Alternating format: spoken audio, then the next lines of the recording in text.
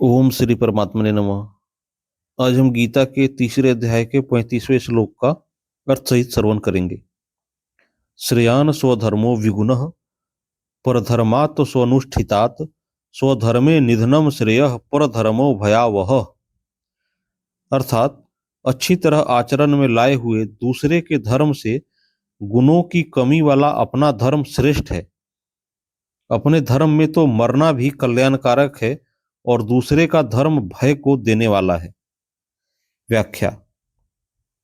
श्रेयान स्वधर्मो विगुणः परधर्मात् स्वनुष्ठितात् अर्थात अन्य वर्ण आश्रम आदि का धर्म बाहर से देखने में गुण संपन्न हो, उसके पालन में भी सुगमता हो, पालन करने में मन भी लगता हो, धन वैभव सुख सुविधा मान बड़ाई आदि भी मिलती हो और जीवन भर सुख आराम से भी रह सकते हो, तो भी उस धर्म का पालन अपने लिए विहित न होने से परिणाम में भय अर्थात दुख देने वाला है।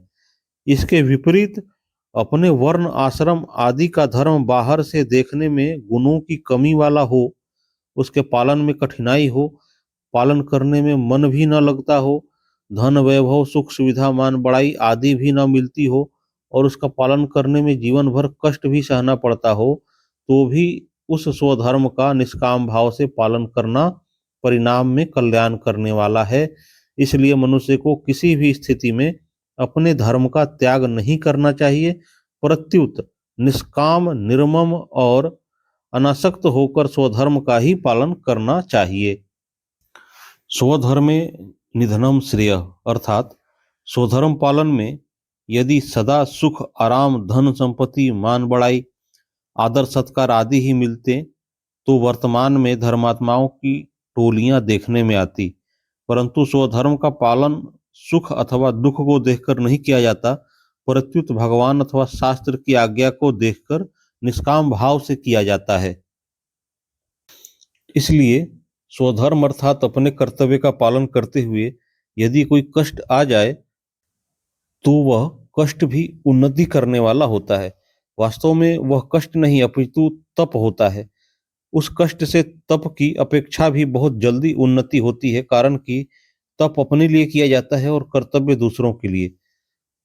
जानकर किए गए तप से उतना लाभ नहीं होता जितना लाभ स्वतः आए हुए कष्ट रूप तप से होता है।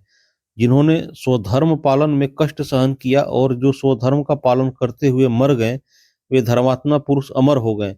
लौकिक दृष्टि से भी जो कष्ट आने पर भी अपने धर्म कर्तव्य पर डटा रहता है, उसकी बहुत प्रशंसा और महिमा होती है। जैसे देश को स्वतंत्र बनाने के लिए जिन पुरुषों ने कष्ट सहे बार बार जेल गए और फांसी पर लटकाए गए, उनकी आज भी बहुत प्रशंसा और महिमा होती है। इसके विपरीत बुरे कर्म करके जेल जाने वाले की सब जगह निंदा होती है। तात्पर्य यह निकला कि निष्काम भाव पूर्वक अपने धर्म का पालन करते हुए कष्ट आ जाए अथवा मृत्यु तक भी हो जाए तो भी उससे लोक में प्रशंसा और परलोक में कल्याण ही होता है। स्वधर्म का पालन करने वाले मनुष्य की दृष्टि धर्म पर रहती है। धर्म पर दृष्टि रहने से उसका धर्म के साथ संबंध रहता है। अतः धर्म पालन करते हुए यदि मृत्यु भी हो जाए तो उसका उद्धार हो जाता है। मनुष्य में दो प्रकार की इच्छाएं रहती हैं, सांसारिक अर्थात भोग एवं संग्रह की इच्छा और परमार्थिक अर्थात अपने कल्याण की इच्छा। इसमें भोग और संग्रह की इच्छा परधर्म अर्थात शरीर का धर्म है, क्योंकि असत शरीर के साथ संबंध जोड़ने से ही भोग और संग्रह की इच्छा होती है। अपने कल्याण की इच्छा स्वधर्म है, क्योंकि परमात्मा का ही अंश होने से स्वयं की इच्छा परमात्मा की ही है, संसार की नहीं। स्वधर्म का पालन करने में मनुष्य स्वतंत्र है, क्योंकि अपना कल्याण करने में शरीर इंद्रियां मन बुद्धि आदि की आवश्यकता नहीं है, प्रत्युत इनसे विमुख होने की आवश्यकता है। परंतु परधर्म का पालन करने में मनुष्य परतंत्र है, क्योंकि इसमें शरीर इंद्रियां मन बुद्धि देश काल वस्तु व्यक्ति आदि की आवश्यकता है। शरीर आदि की सहायता के बिना परधर्म का पालन हो ही नहीं सकता। स्वयं परमात्मा का अंश है और शरीर संसार का अंश है। जब मनुष्य परमात्मा को अपना मान लेता है तब यह उसके लिए स्वधर्म हो जाता है, और जब शरीर संसार को अपना मान लेता है तब यह उसके लिए परधर्म हो जाता है, जो कि शरीर धर्म है। जब मनुष्य शरीर से अपना संबंध ना मानकर परमात्मा प्राप्ति के लिए साधन करता है, तब वह साधन उसका स्वधर्म होता है। नित्य प्राप्त परमात्मा का अथवा अपने स्वरूप का अनुभव कराने वाले सब साधन स्वधर्म है और संसार की ओर ले जाने वाले सब कर्म परधर्म है। इस दृष्टि से कर्म योग, ज्ञान योग और भक्ति योग तीनों ही योग मार्ग मनुष्य मात्र के स्वधर्म है।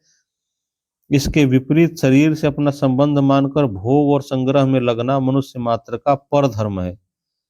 स्थूल, सूक्ष्म और कारण तीनों शरीरों से किए जाने वाले तीर्थ, व्रत, दान, तप, चिंतन, ध्यान, समाधि आदि समस्त शुभ कर्म सकाम भाव से अर्थात अपने लिए करने पर परधर्म हो जाते हैं और निष्काम भाव से अर्थात दूसरों के लिए करने पर स्वधर्म हो जाते हैं। कारण कि स्वरूप निष्काम है और सकाम भाव प्रकृति के संबंध से आता है, इसलिए कामना होने से परधर्म होता है। स्वधर्म मुक्त कराने वाला और परधर्म बांधने वाला होता है। मनुष्य का खास काम है परधर्म से विमुख होना और स्वधर्म के सम्मुख होना। ऐसा केवल मनुष्य ही कर सकता है। स्वधर्म की सिद्धि के लिए ही मनुष्य शरीर मिला है। परधर्म तो अन्य योनियों में तथा भोग प्रधान स्वर्ग आदि लोकों में भी है। स्वधर्म में मनुष्य मात्र सबल और पात्र स्वाधीन है तथा परधर्म में मनुष्य मात्र निर्बल, अपात्र और पराधीन है। प्रकृति जन्य वस्तु की कामना से अभाव का दुख होता है और वस्तु के मिलने पर उसी वस्तु की पराधीनता होती है, जो कि परधर्म है। परंतु प्रकृति जन्य वस्तुओं की कामनाओं का नाश होने पर अभाव और पराधीनता सदा के लिए मिट जाती है, जो कि स्वधर्म है। इस स्वधर्म में स्थित रहते हुए कितना ही कष्ट आ जाए, यहाँ तक कि शरीर भी छूट जाए, तो भी वह कल्याण करने वाला है। परंतु परधर्म के संबंध में सुख सुविधा होने पर भी वह भयावह अर्थात बारंबार जन्म मरण में डालने वाला है।